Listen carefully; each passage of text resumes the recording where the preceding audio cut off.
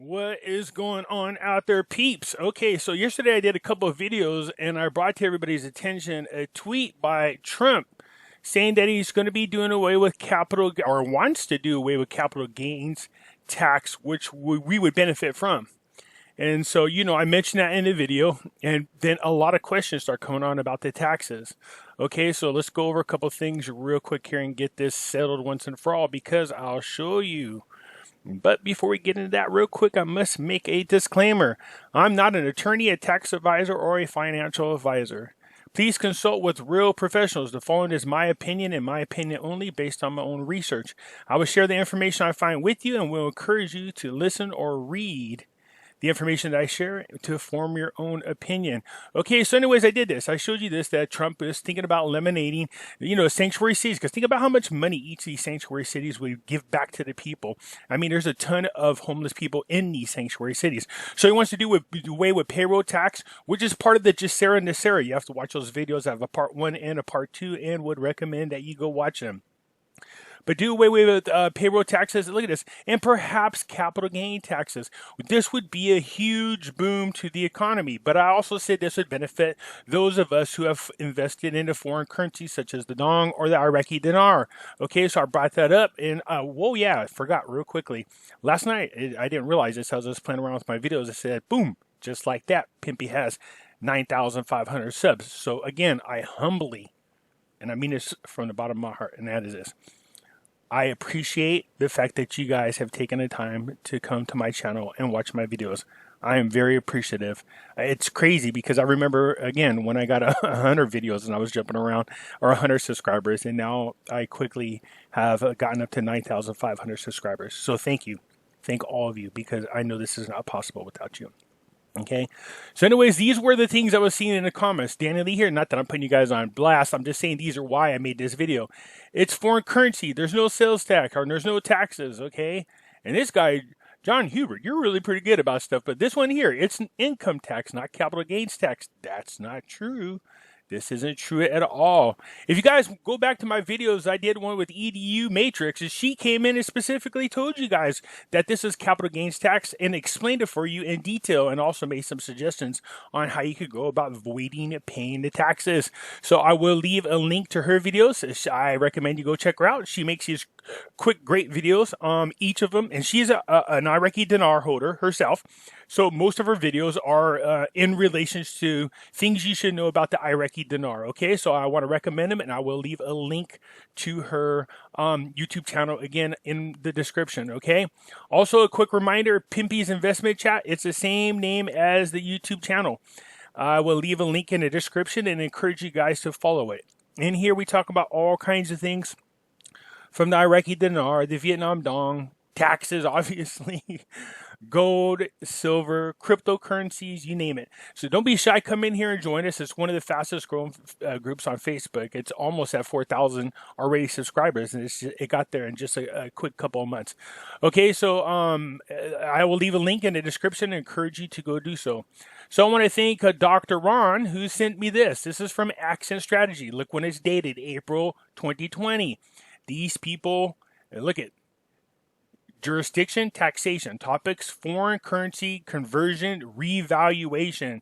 This person's explaining to people how this is going to be handled on your taxes. So let's go through this. So it is kind of funny because I am his age, so some of the stuff he talks about I get, so it's funny because he's making references to pop culture, but nonetheless. So with all the buzz and recent events, a handful of our clients have been asking for clarification on how the taxation of foreign currencies would look like in a post-revaluation world. So here's the thing that got my attention about this very first paragraph: that there's enough people out there coming to them, and look at, they're using the dinar. They're not saying, hey, this isn't going to happen. Hey, don't waste your money. They're explaining to you how this is going to work. And look at, so enough people are going to them that hold the Iraqi dinar that they were, I wouldn't say forced, but they were obliged to go ahead and write this. Okay. So the RV, okay, so especially since there are a variety of websites and supposed experts touting their misinformation, It is important to cut through the noise regarding the tax consequences of a currency conversion after the revaluation. Forget the person's title or initials after the name. Forget that. The important thing is to ask them to tell you exactly where in the tax code does it support their position, and can they provide you IRS court cases where the position has passed the test. This article intends to give you that, okay? So this is good. Again, this is, if you watch my video, the one I showed you from EDU Matrix, she touches bases on this. She explains this, okay? So this guy's talking about, so it all started back in 1986, and I do think it's funny that he's referring to buying a 45, which is a record, okay, or an album. For you, some of you people, some of you might be too young to know what a record or an album is, but Peter Gabriel's Sledgehammer, sorry, that's funny to me because by this time I was in the Philippines and that song was played like every 10 minutes. So anyways, I just thought it was funny. First of all, the fact that he's buying a 45, why wouldn't he just get a cassette tape? Because that was the end thing back then. Okay, so anyways, the 99th U.S. Congress passed the Tax Reform Act of 1986 and was signed into law by Ronald Reagan. The new law was touted as the most extensive review and overhaul of the Internal Revenue Code since the inception of the income tax. It eliminated or reduced the value of many tax deductions, removed millions from tax rolls, and reduced the number of tax brackets. But here we go, specifically regarding us. Title 26, U.S. Code 988. Hidden in the details, the aka the devil, was new definitions, clarifications, and laws regarding the taxation of foreign currencies and what has become to be known as Section 988. Keep in mind the context. It was 1986, and large businesses were starting to adopt these new entities called tax havens or offshore shelters, and the IRS wanted to get ahead of them. So for the 5 parts, Section 988 of the tax code has 5 parts, subsections A through E. Subsections A through D explained in great boring detail how business transactions should be taxed and how different types of business entities, corporations, partnerships, and trusts are eligible for a different tax consideration, aka loopholes. Okay, for example, subsection A explains that capital gains from a foreign currency conversion, shall be treated as ordinary income tax purposes. So these are what these people are saying. No, these are income tax. Okay, not capital gains tax. But look at what it says. So conversion shall be treated as ordinary tax for tax purposes. This is 100% accurate. If you are a business, specifically a domestic corporation. It doesn't say if you're an individual. It says if you're a business, then it's treated as ordinary income. Now this is funny again because this guy's not only aging himself, but he's aging me. Not the Disneyland e-tickets. And real quickly, for those of you who don't know, back in the olden days when you went to Disneyland, you just didn't get an all-day pass. You had a little booklet of tickets, and for you to get on the best rides, you had to have an e-ticket. And usually you spend a few bucks on this little book of tickets, and there's always like 1 or 2 e-tickets, and then you had a ton of A-tickets, like the teacups and the merry-go-round, like real cheesy rides. So all the best rides were e-tickets, so I think it's funny. But if you can recall when Disneyland had e-tickets, then you are in the know. Just as much as if you scroll down to Section 988 of the text code of subsection E, you will be in the know and discover that the taxation of foreign currency transactions as ordinary income does not, look at it, it's big, bold, capital letters, does not apply to individuals. In other words, individuals are, okay? So up here it says, sure, it's treated as 100% ordinary income if you're a business. Down here it's saying you cannot, this is not considered ordinary income. This does not apply to individuals, okay? To be or not to be, capital gains. So this is why we really, now I know most of you guys right now are going, come on, Trump, pull the trigger and get rid of capital gains tax, get rid of payroll taxes. I can tell you this right now. It's not going to happen as long as the Democrats are in charge of the House. Okay? It's not going to happen. They will do anything and everything to be the opposite of Trump. They also know that doing away with capital gains tax as well as payroll taxes would cause a huge economical boom. People would be happy. They're not going to allow this to happen. They're not going to give him this type of win. That's why it's important for you guys to go out and vote Republican when you go vote. Okay. Okay, so since individuals are exempt from Section 988, that's you and me unless you have a business, treating their foreign currency transactions as ordinary income, then what will it be called when they exchange their foreign currency after an RV? If an individual buys foreign currency at one price and then exchanges it into US dollars at a different price, the difference of value is called a capital gain or a capital loss. I told you, capital gains or capital loss. This is why this is starting to look really good.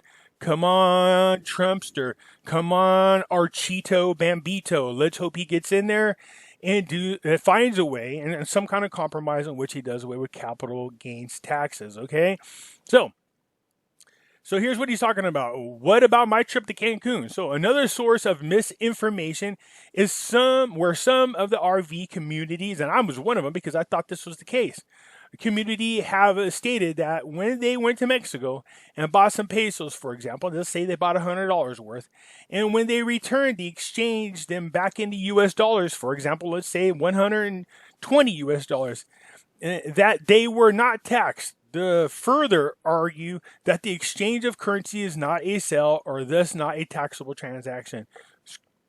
Excuse me, not true.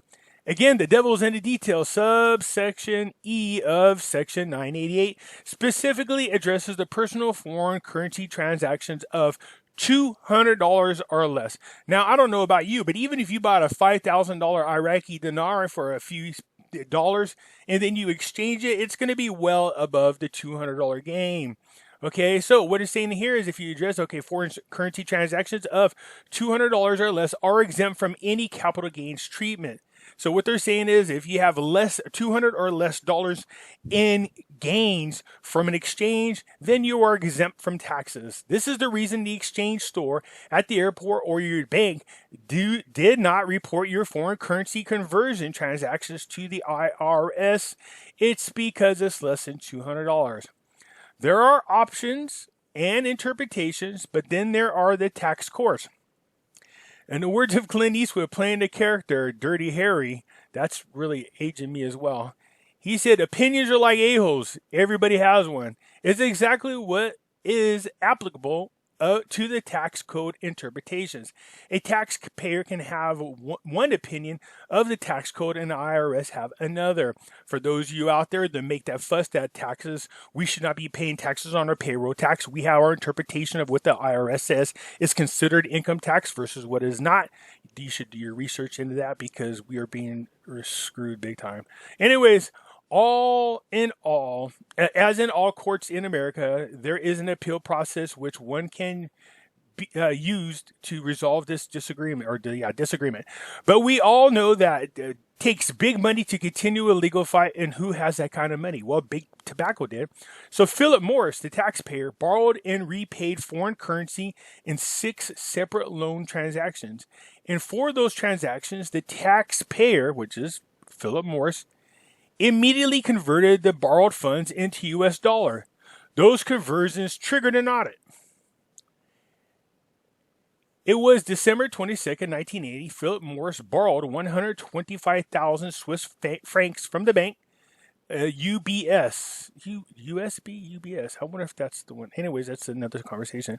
So a bank of UBS, repayable with interest in December 31st, 1985. The proceeds of this loan were converted to US dollars on the date of borrowing at the rate of $1 per 1.8301 francs for a total of $68,943,455.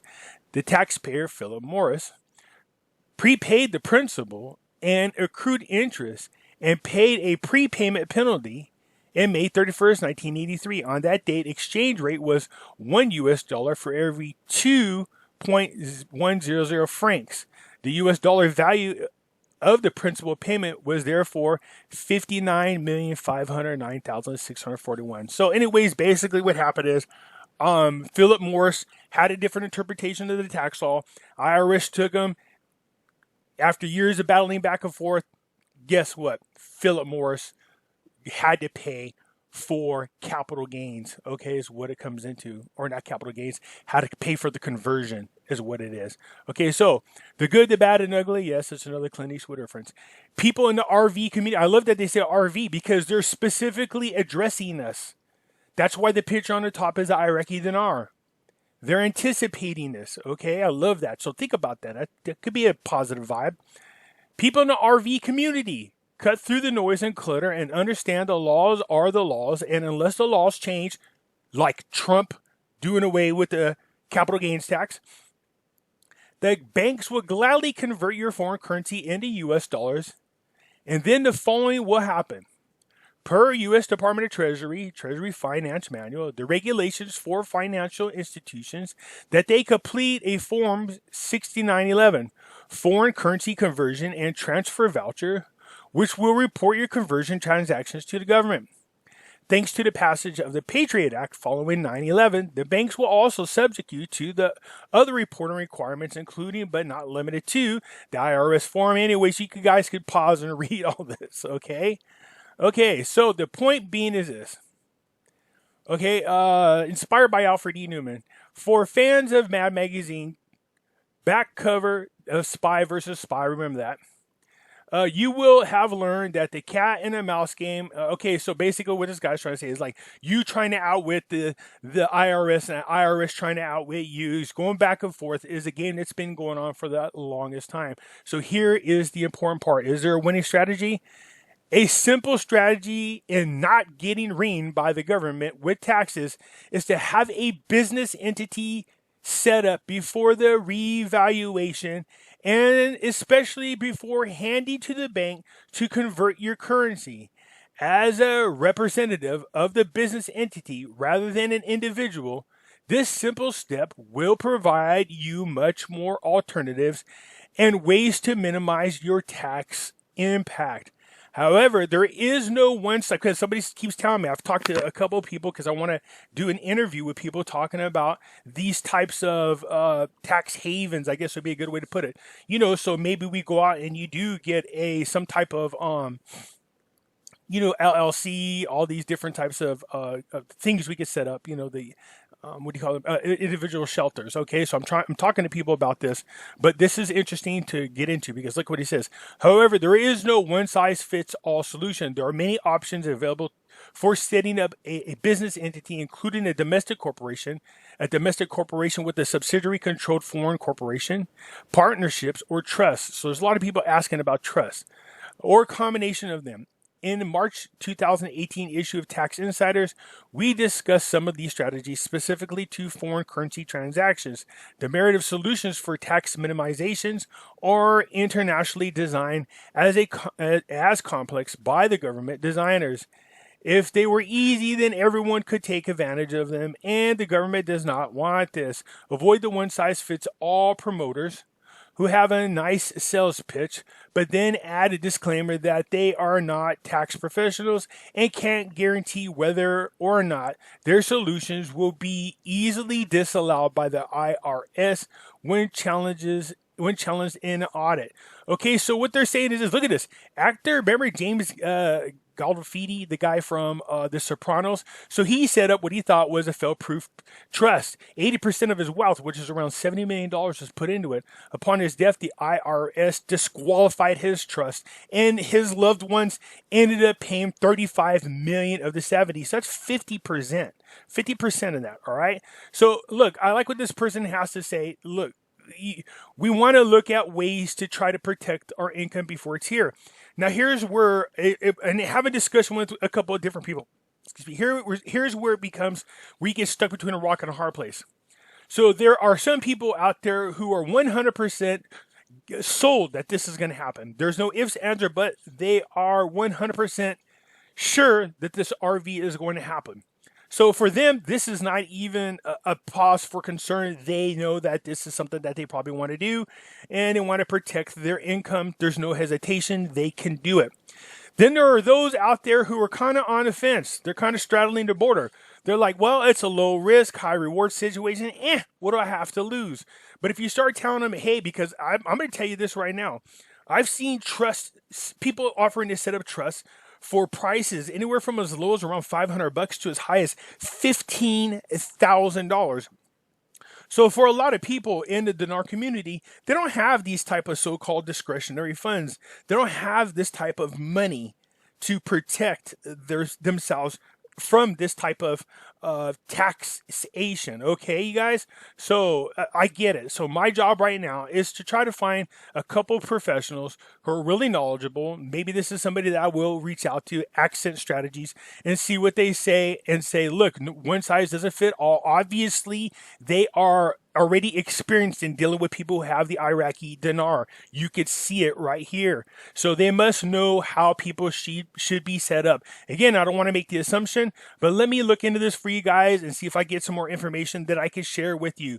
But this should squash the question as to whether or not it's considered capital gains or if it's considered individual or income. Yeah.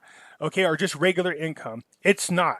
It's only considered regular income if you are a business. Okay, so I hope this answers your questions because this comes up a lot. Also, EDU Matrix came on my YouTube channel. She did a video and explained this to you guys. And I had another tax profession, and unfortunately, I suck at live feeds and deleted the video by accident. So, anyways, there you go. I hope this answers your questions. I will work on trying to get a person that knows something about setting up these types of corporations or trust somebody who's reliable, not your brother's uncle's sister that lives down the street that's working out of her, $300 a month mobile home. Not that I have anything against that, but I want somebody that's obviously been doing this for a long time and has been successful at sheltering people from overtaxation. All right, you guys, hit the thumbs up button. Don't be shy. Like, share, subscribe. I surely do appreciate it. Have a good day. Bye.